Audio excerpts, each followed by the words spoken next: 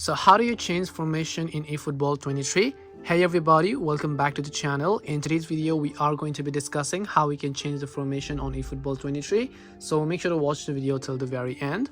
So normally, if you go to your game plan over here, and then here you have this formation that I got it from a team.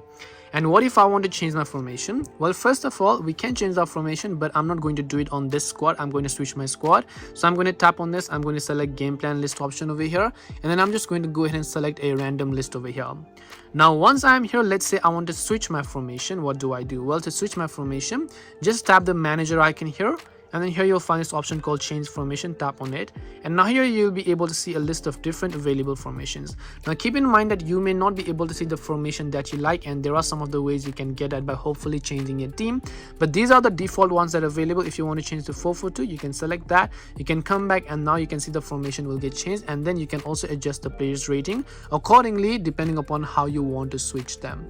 So hope this video was helpful. If you have any questions, feel free to comment down below. Thank you very much for watching till the end of this tutorial, and see you soon in the next video.